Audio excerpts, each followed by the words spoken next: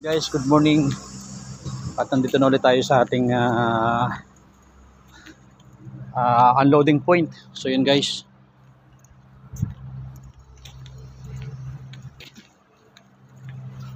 Grabe yung experience ko dito ngayon. Ngayong computer na to. Talagang pahirapan. Kolega, you take the document? Yeah. Copy? Yes. How you go in? Yeah. Oh, I don't know. But before I go directly inside. Aha.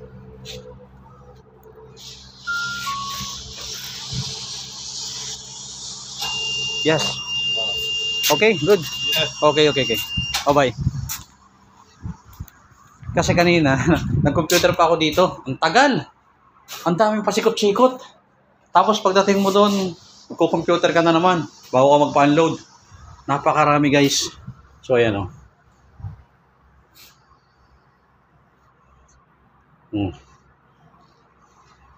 So ayan, ang daming ano diyan, ang daming ginagawa. Grabe. Tinulungan ako ng isang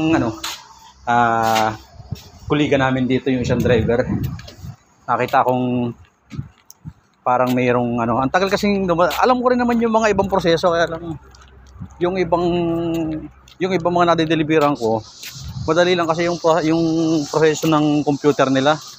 Ito ang daming tapos ilalagay mo pa yung papel doon sa loob, pipicturean pero yung pang picture computer din.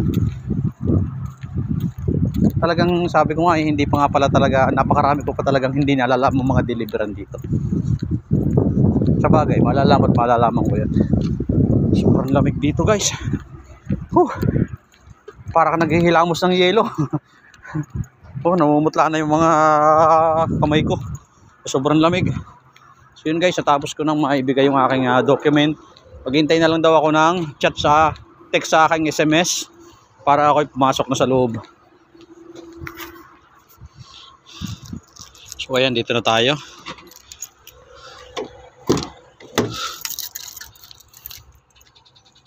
Grabe talaga dito sa Germany.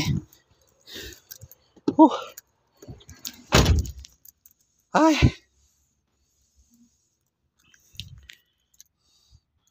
So guys, mag-iintay na lang ako ng text sa akin para ako ma-unload.